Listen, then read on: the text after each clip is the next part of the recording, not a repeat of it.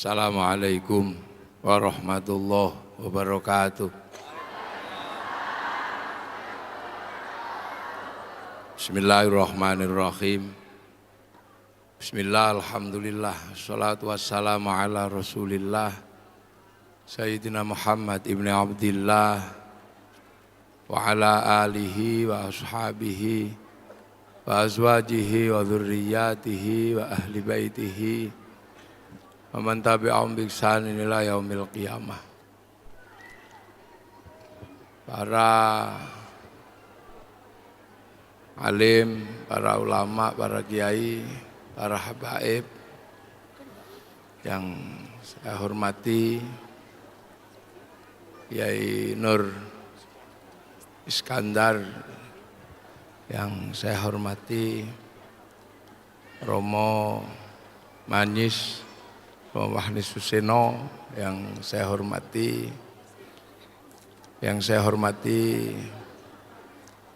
Bapak Murdayapo, ya, yang saya hormati, Ibu Hani Liana yang saya hormati, Pak Nyoman yang saya hormati. Alhamdulillah kita semua siang hari ini hadir dalam kesempatan yang sangat membahagiakan, di mana kita bisa secara bersama-sama merasakan nikmatnya menjadi orang Indonesia, nikmatnya memiliki negara kesatuan Republik Indonesia, di mana kita punya sesuatu yang mungkin orang lain tidak memiliki. Apa? Kita memiliki negara di mana negara kita ini berbeda dengan negara yang lain. Arab satu bangsa, tapi pada akhirnya dipikul oleh puluhan negara. Eropa satu bangsa, pada akhirnya dipikul oleh puluhan negara. Tapi kita pada akhirnya menjadi puluhan bangsa mampu dipikul oleh satu negara kesatuan Republik Indonesia.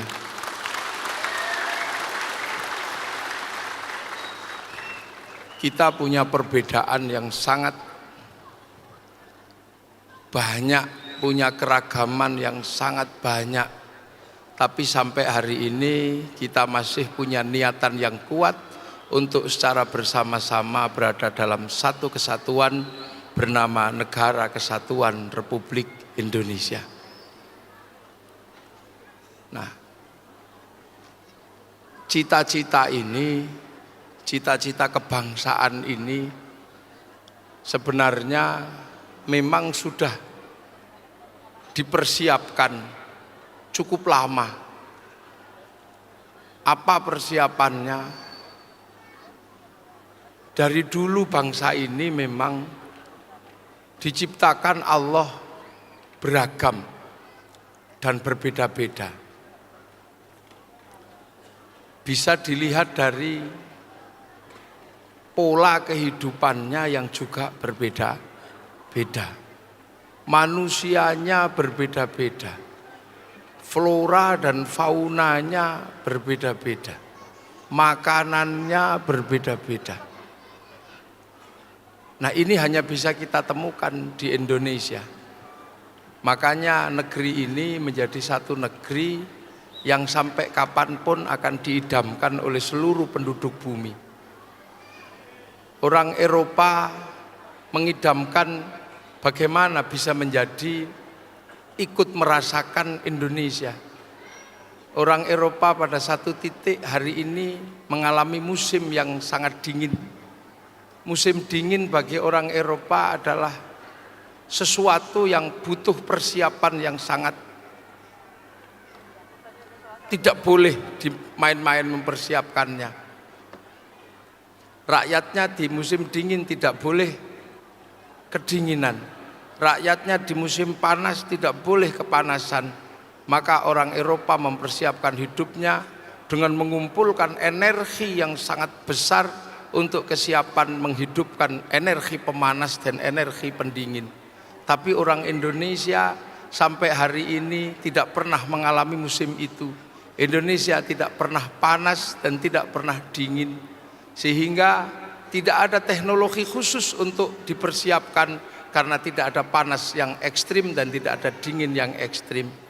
Eropa karena ada dingin yang ekstrim maka ada air condition atau untuk mengkondisikan udara panas.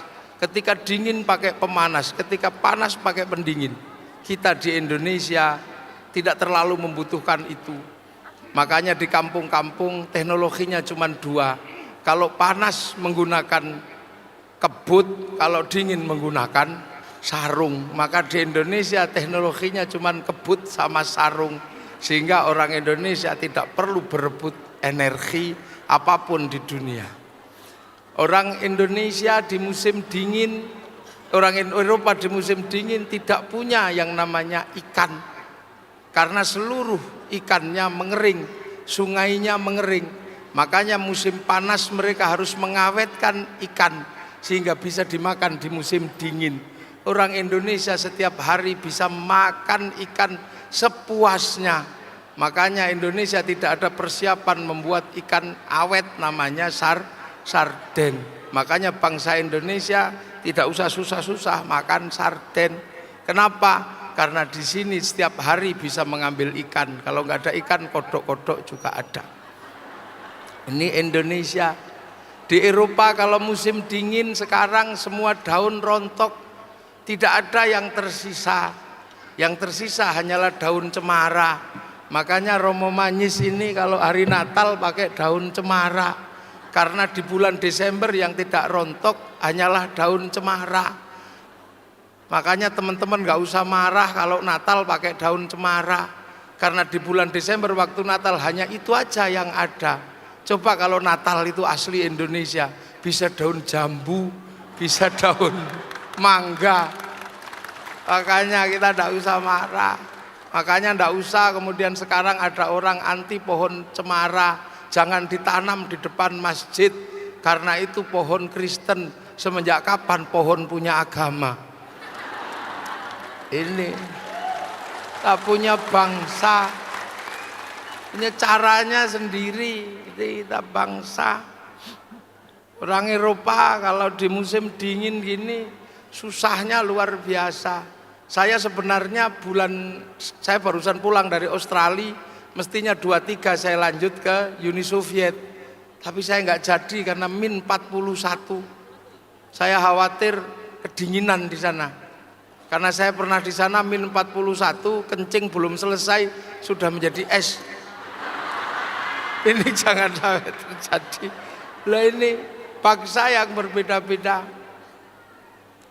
Ini Eropa, Afrika perempuannya nggak bisa dandan karena nyamuknya sangat ganas di sana. Nggak mempan sama cap kingkong atau 3 roda.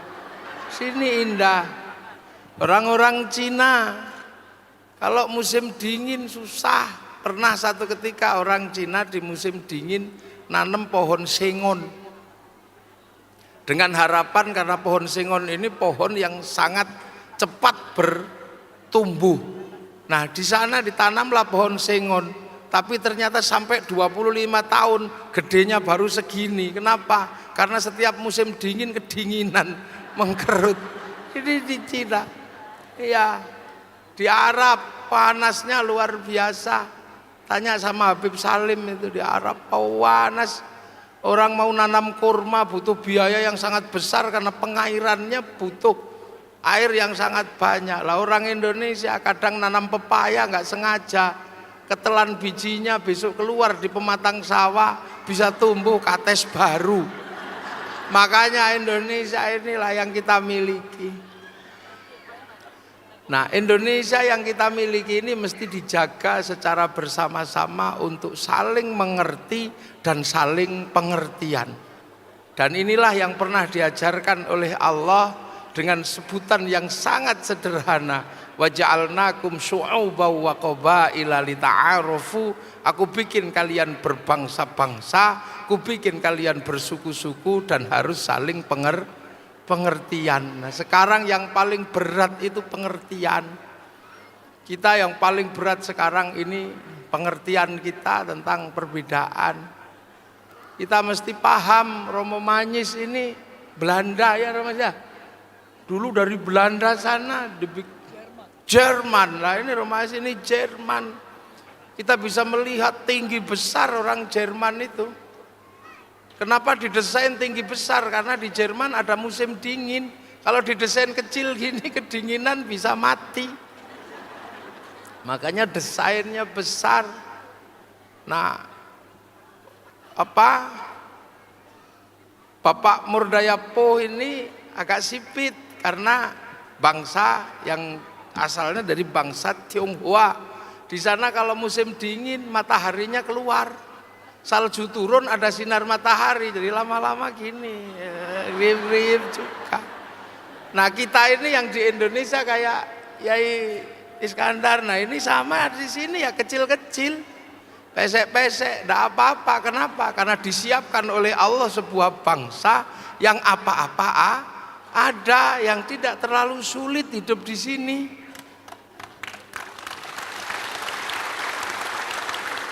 Bangsa yang tidak terlalu susah hidup di sini, indah. Makanya orang Islam kalau sholat di Makkah itu pahalanya banyak sekali karena susah di sana. Cari airnya susah lah, kalau di sini cari airnya gampang. Lah ini sebuah bangsa. Lah bangsa-bangsa ini dari mana sebenarnya? Bangsa-bangsa ini berasal dari satu ciptaan Tuhan, ciptaan Allah yang namanya manusia. Nah kita inilah manusia. Maka Allah selalu menyatakan di sana, ya ayuhan nas, he manusia. Nah kita ini manusia. Berbeda manusia dengan desain yang lainnya. Manusia desainnya seperti ini. Kalau yang bukan manusia desainnya macam-macam. Ada desain yang seperti kambing, ada desain yang seperti sapi, ada desain yang seperti babi. Nah kalau manusia desainnya seperti ini yang disebut manusia. Aku ciptakan kalian laki-laki dan perempuan. Nah yang laki-laki yang begini ini, nah yang perempuan yang begitu. Ya laki-laki begini, perempuan begitu. Nah, Kiai Nur ini ya laki-laki, saya laki-laki, Ibu Liana perempuan, ya desainnya begini. Nah ini harus saling pengertian. Untuk menjadi sebuah bangsa harus saling pengertian. Makanya Al-Quran menjelaskan lita'arofu, kalian harus saling mengerti. Termasuk mengerti antara laki-laki dan perempuan. Laki-laki mesti ngerti. Perempuan ini desainnya biasa aja. Kalau laki-laki desainnya sempurna. Makanya laki-laki ya gini aja sudah cakep. Perempuan ini desainnya masih pas-pasan. Lah ya makanya perempuan itu bisa disempurnakan. Bibir perempuan itu standar, masih belum sempurna-sempurna. Makanya bisa disempurnakan dengan dipakai lipstick. Makanya kalau kemudian laki-laki harus ngerti bahwa perempuan bisa disempurnakan pakai lipstick, maka laki-laki mesti ngerti tugasnya memberikan perempuan lipstick. Ini hal yang sederhana, disuruh mengerti. Perempuan ini tangannya belum terlalu indah. Wong ar-rijalu qawwamuna 'alan nisa. Perempuan ini tangannya belum indah kalau belum dipakai gelang. Maka laki-laki harus pengertian bahwa memberikan gelang pada perempuan. Ini bahasa Al-Quran ya, sederhana, laki-laki dan perempuan. Apalagi Islam mengajarkan bahwa perempuan itu sawah tempat untuk menanam. Dimanapun yang namanya sawah Nisaukum harsul lakum, perempuan itu adalah sawahmu. Maka sawah itu untuk menanam. Dimanapun sawah itu kalau untuk menanam harus bersih. Jangan sampai terlalu banyak rumput liar. Makanya perempuan sebagai sawah harus selalu dibersihkan. Ya kalau paling enggak ya seminggu sekali pergi facial, pergi. Ini bahasa yang sederhana di dalam Islam tentang manusia laki-laki dan perempuan. Perempuan ini untuk menanam harus selalu diairi dengan air yang bersih, harus dengan air yang jernih. Untuk apa? Agar tanaman yang ada di sawah ini tidak kering. Makanya perempuan tidak boleh kering. Perempuan harus dikasih uang untuk belanja. Loh, ini nanti terus juga dipupuk, baru nanti akan menghasilkan tumbuhan yang baik. Makanya di semua agama saya juga lihat ada upaya untuk mengangkat derajat perempuan, karena nasib masa depan sebuah bangsa tergantung perempuan. Ya, almar'atu imadul bilad, idza soluhat soluhal bilad wa idza fasadat fasadal bilad. Perempuan itu tiang negara. Kalau negaranya perempuannya baik, negaranya baik. Kalau perempuannya buruk, negaranya buruk. Artinya apa? Masa depan sebuah negara tergantung perempuan. Maka setiap orang yang menghargai perempuan akan punya masa depan negara yang baik. Tapi negara-negara yang tidak punya penghargaan terhadap perempuan, biasanya negaranya semakin terpuruk. Loh, ini pengertian dasar. Karena apa? Dari perempuan-perempuan yang hebat akan lahir bangsa yang hebat. Waja'alnakum syu'aubaw wa qabaila. Aku bikin kalian, kemudian dari perempuan-perempuan ini lahirlah bangsa. Maka prosesnya sangat sederhana, dari manusia, kemudian laki-laki dan perempuan. Karena kalau tidak selesai dalam urusan laki-laki dan perempuan, ini tidak akan selesai dalam urusan bangsa. Makanya laki-laki dan perempuan ini harus menyelesaikan urusannya. Perempuan juga harus mengerti bahwa laki-laki ini kalau di Indonesia, kalau enggak ngerokok ini juga ngantuan. Makanya perempuan harus terima kalau laki-lakinya merokok. Lu kok gak ada yang tepuk tangan? Loh iya, inilah bahwa laki-laki di Indonesia ini biasa kalau nggak ngerokok ngantuk. Makanya dalam tradisi santri laki-laki merokok. Nah itu kalau sendiri, makanya biar nggak ngantuan ya ngerokok. Lalu perempuan juga harus mengerti dalam hal seperti ini dan nggak usah marah kalau kemudian kiai-kiai di Indonesia makanya tidak membuat rokok menjadi haram. Kenapa? Loh kok tepuk tangan deh Ben? Kenapa? Karena rokok ini biasa saja, tidak ada hukumnya. Kalau rokok diharamkan di Indonesia menjadi berat persoalannya. Beratnya ada di mana? Ya beratnya rokok ini menanggung 174 triliun APBN. Kalau rokoknya haram, APBN-nya haram. Untuk bangun jalan-jalannya haram. Nah orang yang mengharamkan rokok dosa lewat jalannya pemerintah. Makanya biasa aja kalau nggak ngerokok ya nggak ngerokok gitu aja. Karena di Indonesia masih harus ada pengertian seorang perempuan bahwa laki-laki kalau nggak ngerokok itu ngantuk. Nah, ya harus ngerti. Nah setelah nggak ngantuk laki-laki bekerja. Nah setelah bekerja kemudian untuk apa? Mengairi perempuan dengan uang. Loh kan gitu.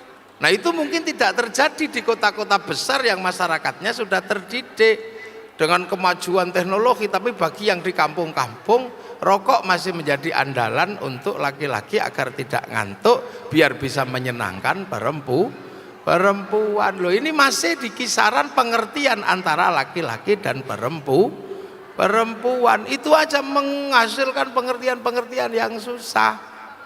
Baru kemudian kalau dari laki-laki dan perempuan ini menghasilkan pengertian, baru kemudian waja'alnakum syu'uban wa qabaila, jadilah sebuah bangsa dan suku dan harus saling pengertian lah. Di Indonesia masih seperti ini situasinya. Makanya kalau siang hari ini kemudian ada pertemuan antar tokoh agama, ini sesuatu yang bagus, yang mesti kita lanjutkan. Mungkin tidak hanya di Jakarta, mungkin bisa kita lanjutkan di beberapa daerah di Indonesia. Dan ini tugas berat. Tugas berat siapa? Tugas berat dalam situasi seperti ini. Kenapa? Karena di Indonesia hari ini orang lagi overload berbicara masalah agama. Ini lagi gayeng-gayengnya ngomong agama. Tidak cuma di Jakarta, saya barusan pulang dari Australia. Di Australia juga lagi rame berbicara masalah agama, apalagi menjelang pilpres seperti ini. Makanya pertemuan-pertemuan ini menjadi penting, dan kita dipertemukan dengan beliau-beliau ini adalah sesuatu yang sangat luar biasa untuk menyongsong masa depan Indonesia yang dalam pengertian berbangsa-bangsa, bersuku-suku dalam kesatuan negara kesatuan Republik Indonesia. Nih. Ya, mudah-mudahan ini semua nanti ada manfaatnya. Assalamualaikum warahmatullahi wabarakatuh.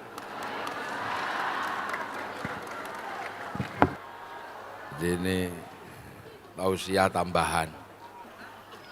Sebenarnya tadi itu saya mau panjang, tapi karena mau berdoa, saya khawatir kalau terlalu panjang nanti. Tapi kalau setelah berdoa gini, nah ini lebih enak ini. Kita bisa ngaji lebih panjang lagi setelah berdoa. Tadi bayangan saya itu pertama langsung berdoa dulu, baru ngaji katanya. Lah ini baru ya. Jadi kita ini diajarkan oleh Allah memang dari awal mengandung pengertian bahwa pada satu ketika manusia itu akan berbangsa-bangsa dan bersuku-suku. Tapi diawali dengan satu permulaan yang sangat sederhana, digambarkan oleh Allah, ya ayuhan nas, hei manusia. Nah, kita inilah manusia. Nah, menjadi manusia itu adalah sesuatu yang tidak bisa memilih. Kenapa ada yang jadi manusia dan ada yang bukan manusia? Nggak bisa memilih. Kalau boleh memilih mungkin ada yang memilih menjadi yang lain. Tapi menjadi manusia ini adalah sesuatu yang nggak bisa memilih. Jadi jangan mengandaikan yang lain. Artinya ketika disebut ya ayuhan nas, hei manusia, maka kitalah manusia. Nah, inna khalaqnakum min dzakari wa unsa. Aku bikin kalian ini laki-laki dan perempuan. Nah, dibikin laki-laki dan perempuan itu eranya sudah sangat era dulu sekali. Itu yang kemudian dikenal dengan era Adam dan Hawa. Itu era panjang. Entah tahunnya keberapa kita nggak ngerti. Inna khalaqnakum min dzakari wa unsa. Aku mulai kalian menjadikan manusia itu, ku mulai dari membikin menjadi laki-laki dan perempuan. Artinya menjadi laki-laki juga nggak bisa memilih, menjadi perempuan juga nggak bisa memilih.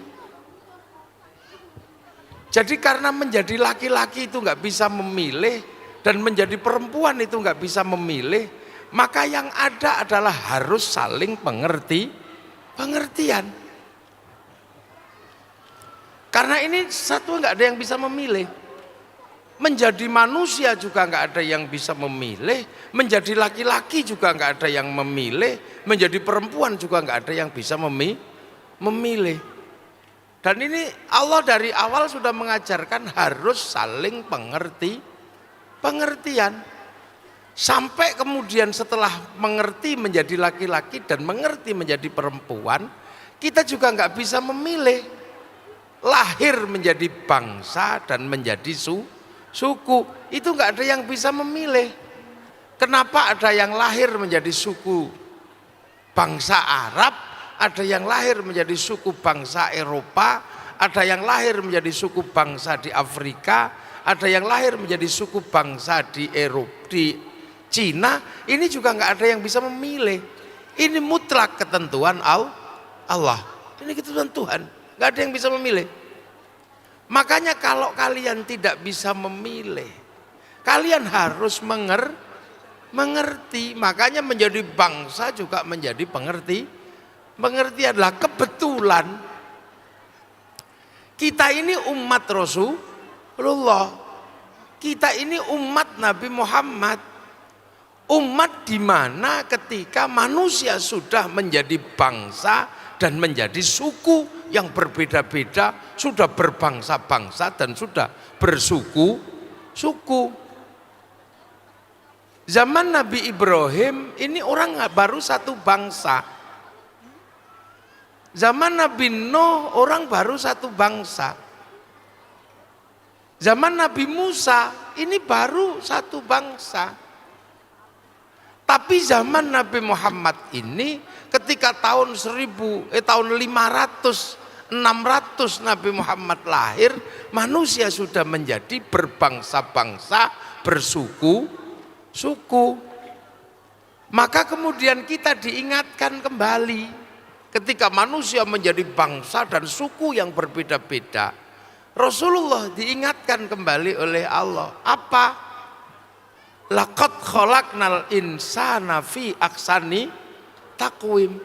Aku bikin kalianlah yang terbaik. Tapi terbaik ini versinya sudah berbeda-beda. Kalau yang terbaik laqad khalaqnal insana fi ahsani taqwim di zaman Nabi Adam, versinya baru satu. Baru tinggi besar 60 dhira'. Di zaman Nabi Adam ini versinya baru satu. Ahsani taqwim, bentuk terbaik, itu modelnya baru satu. Baru 60 dhira', tinggi besar, ya sekitar 50-an meter ya. Itu baru satu versi di zaman Nabi Adam. Di zaman Nabi Idris mungkin yang terbaik juga baru satu versi. Tapi ketika di zaman Nabi Muhammad, manusia ini laqad khalaqnal insana fi ahsani taqwim, aku bikin kalian yang terbaik. Terbaiknya ini sudah macam-macam bentuknya. Ada bentuk versi Eropa tadi itu, kayak beliau Romo Magnis ini versi Eropa. Ada bentuk terbaik versi Cina, ada bentuk terbaik versi Bali, ada bentuk terbaik versi kayak saya, ada bentuk terbaik kayak Kiai Nur Iskandar, ada kalau Habib Salim. Ini di zaman Rasulullah sudah bentuk yang berbeda-beda. Ada bentuk Afrika, ada ini. Nah, bentuk yang berbeda-beda ini juga tidak bisa memilih. Kenapa lahir menjadi Afrika? Kenapa lahir menjadi Indonesia? Inilah yang kemudian ketika di zaman Rasulullah bentuk terbaik itu menjadi bangsa-bangsa dan harus pengertian. Tapi ahsani takwim yang berbeda-beda ini sifatnya masih sama. Apa? Tsumma radatnahu asfala safilin, akan menjadi yang buruk. Kecil itu baunya harum semua. Gak ada bayi lahir itu baunya gak harum, bayi manapun. Makanya ketika manusia menjadi bayi, semua pengen menciumnya. Gak ada bayi gak lucu, semua bayi lucu. Tapi lama-lama kelucuan itu menjadi hilang. Lahir bayi semuanya pengen mencium, tapi ketika sudah usia 60 ini menjadi buruk. Suruh nyium orang juga sudah nggak mau, no ambungan gitu susah. Yang cium nggak mau. Semua sama, mata dari yang baik kemudian menjadi jelek. Maka dalam situasi seperti ini Rasulullah diajarkan, ajarkan amanu wa amilus sholihat, ajarkan iman dan berbuat baik. Maka tugas Rasulullah mengajarkan orang Islam menjadi iman dan berbuat baik. Inilah maka kemudian ditempuhlah pembelajaran keislaman. Nah, apakah kemudian bisa semua diislamkan oleh Rasulullah? Tidak semua bisa diislamkan oleh Rasulullah. Karena Rasulullah tidak bisa mengislamkan semuanya, maka Rasulullah cuma diajarkan bagi yang agamanya berbeda dan tidak bisa mengikuti amanu yang kamu ajarkan, hiduplah baik sesama umat beragama. Lakum dinukum waliyadin. Ya. Lakum dinukum waliyadin. Nah, bagi yang masih Rasulullah nggak bisa semua diajarkan baik. Bagi yang masih mabuk ya diajarkan la taqrabus sholata wa antum syukara hatta ta'lamu ma taquluna wa alamu ma taf'alun. Jangan deket-deket sholat kalau lagi mabuk, bagi yang suka mabuk. Bagi yang lain lagi berbeda-beda. Nah, masalah agama nggak semua. Loh, makanya Rasulullah hanya mengajarkan amanu wa amilus sholihat bagi umat Islam. Sementara bagi agama yang sebelumnya ada masih agama Yahudi dan agama Nasrani.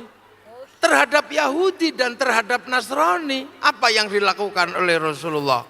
Karena Yahudi dan Nasrani ini adalah berasal dari Bani Israel. Dan Bani Israel itu adalah putra dari Yakub. Yakub itu bernama Israel, punya anak 12 namanya Bani Israel. Yakub itu putra Ishak, Ishak itu putra Ibrahim.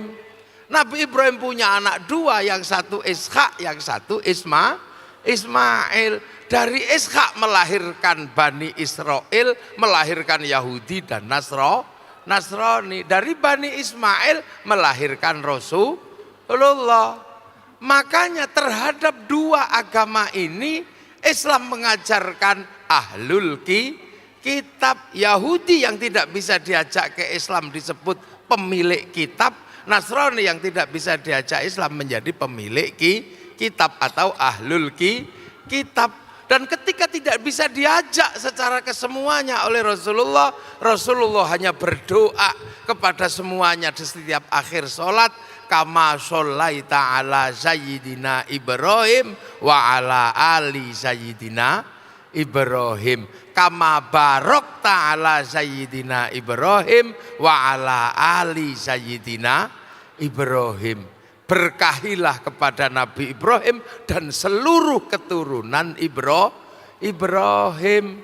Makanya bagi para santri ketika sekarang di Filistin ada keributan, ini masalah kemanusiaan, persoalan yang ribut sampai kapanpun juga nggak akan pernah berhenti karena yang ribut Yahudi sama Nasrani sama Islam. Kenapa ributnya di Filistin? Karena itu tinggalan Nabi Ibrahim. Kenapa Hindu tidak ikut? Karena Hindu di India. Kenapa Konghucu tidak ikut? Karena Konghucu di Cina. Kenapa Buddha tidak ikut? Karena Buddha di Cina. Lah kenapa Islam sama Yahudi dan Nasrani yang ribut di sana? Karena satu rumpun keluarga dari Ibrahim. Loh, inilah persoalannya. Makanya Rasulullah selalu diminta mendoakan kama sholaita ala sayyidina Ibrahim wa ala ali sayyidina Ibrahim. Nah, kalau sudah titik-titik kompromi ini terjadi, Rasulullah cuma diingatkan tentang satu hal. Apa? Disumpahkan dalam ayat yang sebelumnya, wattini wazzaitun wa turi sinina wa hadzal baladil amin. Demi buah tin, ini sumpah Allah untuk Nabi Nuh alaihi salam.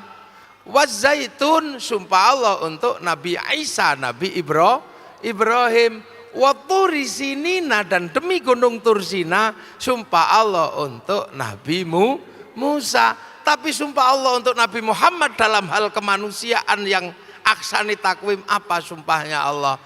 Wahadzal baladil amin, dan demi sebuah bangsa dan negara yang aman.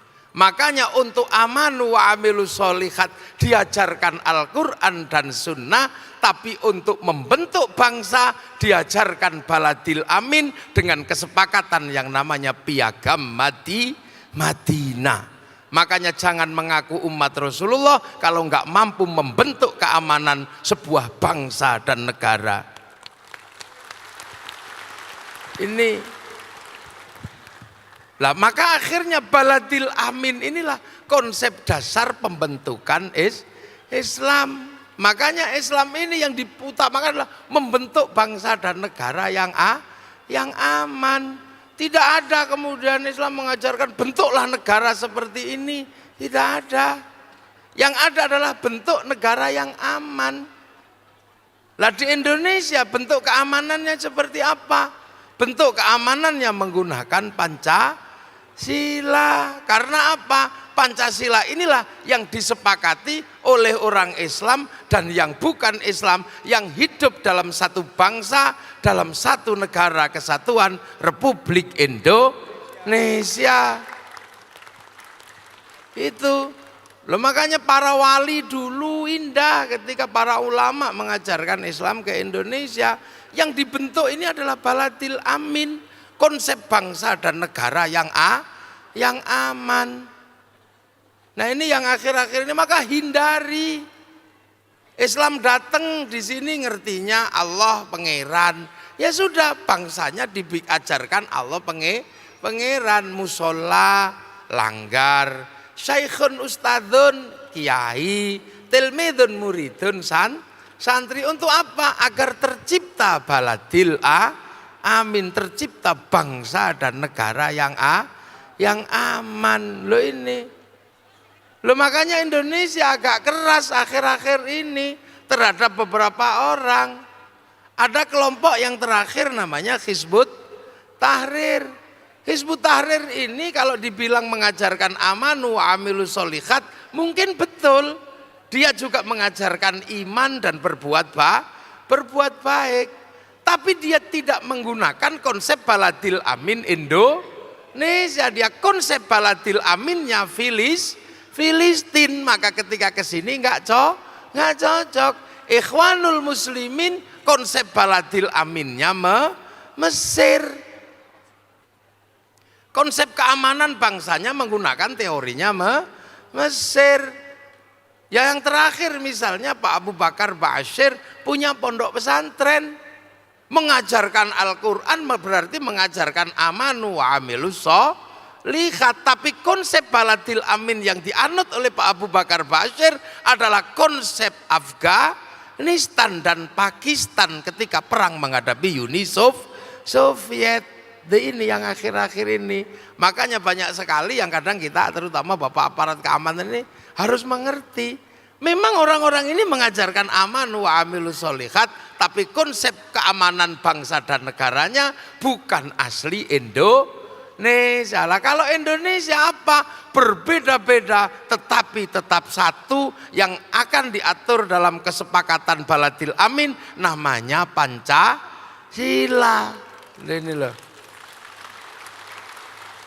Jadi orang terkadang membahas aman wa amilus sholihat, lupa konsep dasar baladil amin. Dan ini sumpahnya Allah. Makanya dimanapun kaum muslimin selalu diajarkan untuk membentuk bangsa dan negara yang aman. Bangsa dan negara yang aman terciptalah apa? Amanu wa amilus sholihat. Syuriah tidak tercipta amanu wa amilus sholihat, maka tidak tercipta baladil amin, maka susah terjadinya namanya amilus sholihat. Ini Islam. Wattini wazzaitun wa turi sinina wa hadzal baladil amin. Laqad khalaqnal insana fi ahsani taqwim. Manusia sudah berbeda-beda, tsumma radatnahu asfala safilin illal ladzina amanu wa amilus sholihat falahum ajrun ghairu mamnun fama yukadzibuka ba'du biddin alaisallahu biahkamil hakimin. Ini perintah dari Allah. Jadi sumpahnya jelas, wattini wazaitun waturi sinina wahadal baladil amin, dan demi sebuah keamanan bangsa dan negara. Nah ini makanya santri terutama kayak Kiai Nur sangat menekankan bagaimana membentuk bangsa dan negara yang aman, dan jaminan Indonesia terciptanya keamanan bangsa dan negara adalah Pancasila. Benderanya pun juga sama, bendera yang harus mampu menjamin keamanan dari Sabang sampai Merauke. Makanya ketika ada bendera yang terakhir datang, yang kemudian bendera hitam bertuliskan la ilaha illallah, yang disebut bendera tauhid, kami bertanya, kalau itu ada di zaman Rasulullah, mestinya Kiai Hasyim Asy'ari mengajarkan, mestinya Kiai Ahmad Dahlan mengajarkan. Kami hanya diajarkan kemana-mana tahlilan, tapi tidak diajarkan membawa bendera tauhid, dan bendera itu baru datang, dan itu benderanya Hizbut Tahrir. Kalau mereka mengatakan ini bendera tauhid, kalau kamu anti bendera ini berarti kamu anti la ilaha illallah. Enggak, kami enggak anti la ilaha illallah. Kami kemana-mana tahlilan pakai la ilaha illallah. Tapi kalau kamu jadikan bendera, kami enggak mau. Seperti kami enggak mau Palu Arit dijadikan bendera. Kalau Palu Arit dijadikan bendera, kami tolak. Tapi santri pergi ke sawah tetap pakai arit, santri nukang tetap pakai palu. Ini bangsa ini berbeda-beda. Itu ya, ada Islam, ada yang bukan Islam, ada Konghucu, ada Nasrani, ada Buddha. Nah inilah, siapa yang mampu membentuk ini? Yang mampu membentuk ini siapa? Ya ini sebenarnya adalah kekayaan khazanah para ulama yang ada di Indonesia beserta para pemimpin-pemimpin terdahulu. Untuk punya merah putih, nenek moyang kita, karena merah putihlah yang mempersatukan. Maka merah putih ketika dilarang Belanda dikibarkan di atas rumah. Ketika dikibarkan di atas rumah, Belanda masih marah, maka tiang rumah dikasih tebu. Masih curiga tiang rumah dikasih pisang, masih curiga dikasih tebu, masih curiga dikasih padi. Belanda masih curiga, besoknya datang membawa nasi sama ayam. Kata Belanda, oh ini ternyata cuman mau makan. Tapi begitu makanannya habis, padinya mengering, tebunya mengering, pisangnya rontok, kelapanya rontok, yang tersisa tinggal merah putih. Inilah khazanah kekayaan bangsa Indonesia. Islam waktu itu bangsa di sini paling kuat, Islam paling banyak. Tapi apakah kemudian Islam mentang-mentang karena paling banyak? Enggak.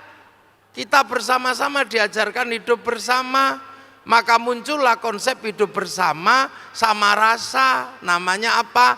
Musyarakah, yang kemudian dikenal dengan konsep sederhana namanya masyarakat. Nah kalau sudah jadi masyarakat, perbedaan seluruh penduduk harus dijamin. Dijamin oleh apa? Oleh kebersamaan. Hidup bersama dalam perbedaan, dalam kesamaan. Rasulullah mengajarkan kullukum ra'in wa kullukum mas'ulun an ra'iyati. Maka kemudian yang tadinya raja, hamba, kawula, gusti dirubah menjadi bahasa yang sederhana namanya ra'iyah, yang diserap ke bahasa Indonesia namanya rakyat. Yang artinya apa? Bahwa kita semua hidup saling bertanggung jawab. Untuk apa? Menjamin perbedaan agama di Indonesia. Sebab apa? Kafir itu disebut untuk orang yang mengajak perang kaum muslimin, tapi berbeda agama ketika hidup bersama namanya dhimmi. Tapi kalau sudah saling bertanggung jawab, hidup dalam satu kesatuan baladil amin, namanya ro'iyah atau rakyat. Makanya kalau sudah namanya ro'iyah atau rakyat, jangan dikafirkan lagi. Inilah konsep besar ketika kaum muslimin hidup dalam dunia mayoritas. Makanya kiai-kiai sepuh nggak pernah mengkafirkan orang, sebab namanya sudah ro'iyah atau rakyat. Rakyat itu adalah orang yang sudah hidup bersama dan saling bertanggung jawab. Nah, yang suka kufar kafir biasanya belum mengerti ini karena baru datang. Ini loh.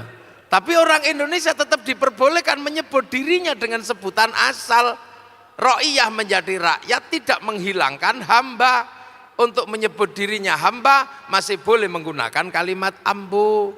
Untuk menyebut dirinya kawulo masih boleh menyebut dirinya kulo. Untuk menyebut sahaya masih boleh menyebut diri dengan sebutan saya. Untuk pikulun masih boleh dengan sebutan ulun. Untuk abdi masih boleh dengan abdi atau orang Sunda. Ini cara-cara berbangsa yang memang untuk melindungi perbedaan. Makan agar bisa selalu bersama-sama dalam perbedaan. Nasinya dijadikan satu, namanya tumpeng, tidak dibagi-bagi agar menjamin kebersamaan. Ayam dipotong, tidak dicuil-cuil, untuk apa? Agar kalau makan bisa bareng sampai ada istilah makan nggak makan kumpul. Makanya kalau sudah ngumpul harus dikasih makan. Ini cara bangsa merawat perbedaan. Bangsa ini dari dulu diajak bersama-sama agar tidak menjadi manusia yang sendiri. Makanya kalau sekarang tiba-tiba muncul orang-orang yang nggak bisa membedakan bahwa bangsa ini adalah bangsa yang berbeda-beda dan perbedaan itu dijamin oleh Allah.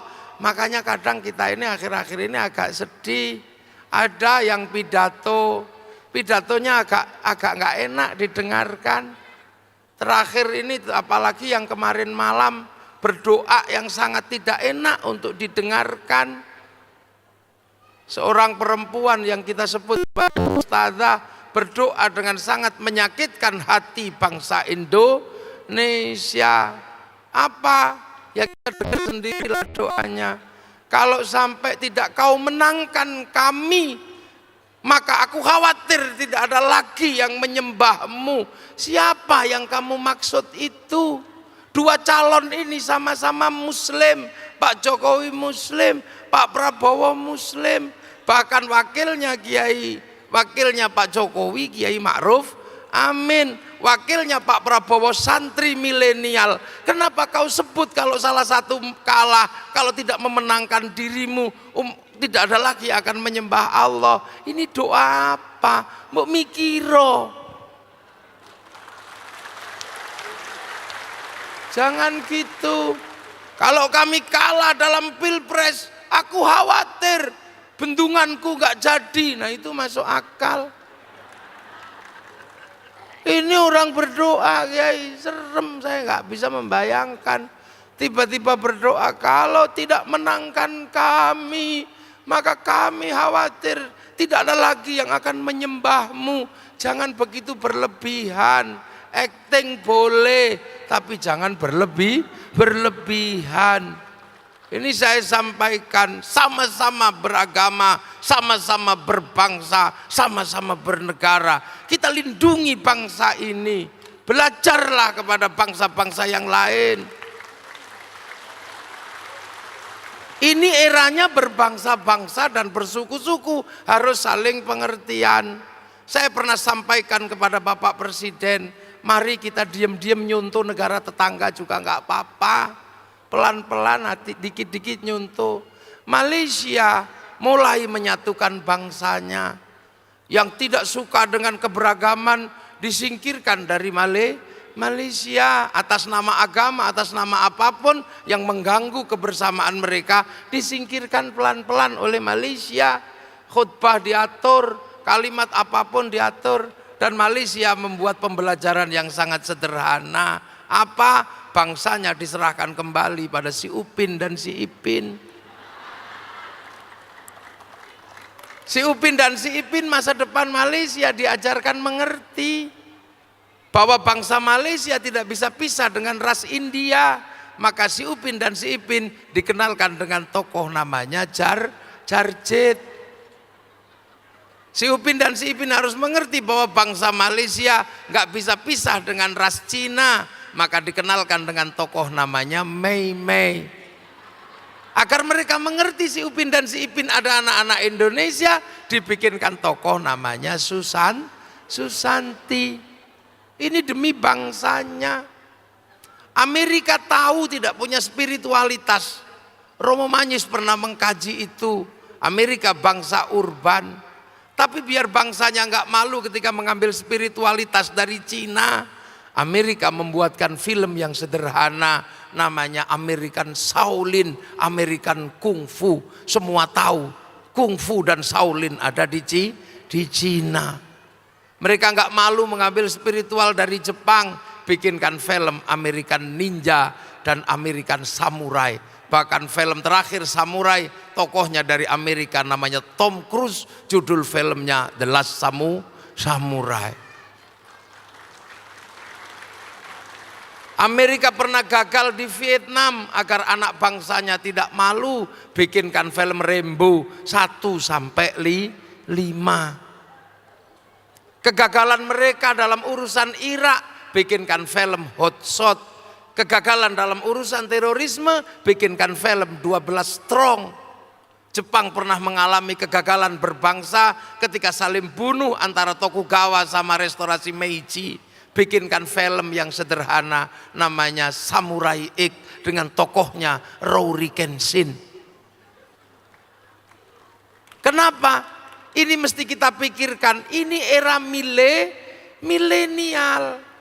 Era milenial ini era di mana seluruh bangsa tidak ada lagi sekat. Apa yang dipakai oleh orang Amerika dipakai oleh orang Indonesia. Apa yang dipakai di Cina dipakai juga di Jakarta. Berbeda agama, berbeda suku, semua pakai Facebook. Bahkan berkelahi pun di dalam Facebook. Ini milenial. Yai Nur Muhammad ini pramilenial. Orang pramilenial itu susah. Saya mengalaminya. Pengen lihat gajah Afrika, nunggu flora dan fauna. Itu pun kadang siarannya diganggu Pak Harmoko, Klompen Capir. Ya Bu ya. Sekarang mana ada orang milenial, nggak ada lagi. Sekat-sekat itu hilang. Pengen lihat Afrika tinggal tulis di handphone. Gajah Afrika keluar, tengu Afrika keluar. Ini milenial. Kinjeng kawin ada di situ. Ini milenial, nggak ada jarak dan nggak ada sekat. Ini milenial. Orang Islam pegang HP mereknya Samsung, orang Hindu pegang HP sama merek Samsung, orang Islam pegang handphone merek Samsung, pendukung Pak Jokowi pegang handphone mereknya Samsung, pendukung Pak Prabowo pegang handphone mereknya Samsung, berkelahi menggunakan WA-nya Samsung, WA-nya sama. Orang ribut semua difasilitasi oleh Mark Zuckerberg. Ini milenial, makanya kita paham. Milenial killing everything. Milenial membunuh segalanya. Jatuh cinta zaman saya susah karena mesti ngirim surat dengan kertas warnanya pink yang baunya harus wangi. Kita tulis perlahan-lahan, Dek, aku cinta padamu. Aku merindukanmu. Aku tulis surat cintaku ini karena kita terpisah jarak dan waktu. Jarak yang berbeda membuat rinduku tidak bisa kutahan. Tapi aku yakin malam hari ini kita berada di bawah sinar rembulan yang sama. Ku kirim lewat ke pos. Apakah sekarang masih seperti itu? Sudah tidak ada seperti itu. Yang ada adalah apa? Kita tulis apa? Ketik di sini, langsung wajah kita cepret gitu. Kirim langsung. Apa? Kita bawanya tulisi mah, udah selesai. Ini milenial. Makanya orang milenial ini nggak punya kesabaran sama sekali. Emosi gini. Nah inilah era milenial. Makanya kita ini semakin kesini akan dituntut untuk saling pengertian. Makanya dari awal Islam sudah mengajarkan siapa yang mampu paling mengerti dalam hal seperti ini. Bahwa manusia berbeda-beda. Maka kamu akan mendapatkan pangkat derajat apa? Derajat muttaqin. Inna akramakum indallahi atqakum. Makanya derajat orang yang bertakwa ditaruh di apa?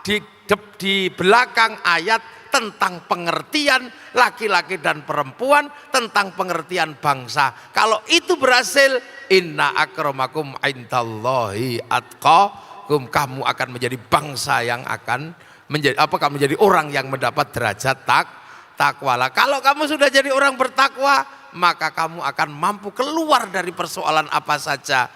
Apa sebabnya? Karena kita sudah menyelesaikan hal yang sederhana.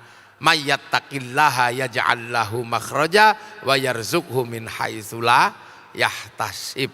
Nah, kalau sudah ada jalan keluar antar kehidupan berbeda-beda bangsa dan suku, ada jalan keluarnya karena kita bertakwa. Maka kemudian akan ada pengertian baru. Apa pengertian itu adalah kita akan lau anna ahlal qura amanu wattaqau la fatahna. Maka kemudian akan menjadi sebuah bangsa yang dibukakan pintu langit dan bumi, dibuka keberkahan oleh Allah. Tapi kalau kita mengerti laki-laki dan perempuan aja susah, maka jangan harap bangsa akan maju. Apalagi kita mengerti berbeda bangsa dan suku dan agama saja kita susah, jangan pernah berharap menjadi bangsa yang maju. Maka kemudian landasan bernegara dan berbangsa dimulai dari mengerti laki-laki dan perempuan. Setelah itu mengerti berbangsa-bangsa bersuku-suku, barulah kita akan menjadi bangsa yang mampu keluar dari krisis apapun yang ada di negeri Indonesia. Bangsa ini berbeda dari dulu, sudah dari dulu berbeda. Perang agama sudah dimulai dari dulu. Ini mumpung ada teman Hindu, ada teman Buddha. Perang agama terbesar di dunia itu ada di Indonesia tahun 800-an. Ketika apa? Dua wangsa besar, satu wangsa Sanjaya dan satu wangsa Shailendra. Wangsa Sanjaya ini agamanya Hindu, wangsa Shailendra agamanya Buddha. Ini perang habis-habisan. Sampai calon raja Hindu tidak mau berperang. Pergi ke India belajar ilmu arsitektur. Orang ini pulang bergelar namanya apa? Bergelar menjadi orang dengan gelar Resi Gunadarma. Resi Gunadarma ini aslinya namanya Panuko. Nah, setelah itu kemudian orang Buddha yang menang perang ini kuat. Rajanya bernama Smaratungga. Tapi ketika mau bangun candi nggak punya arsitek.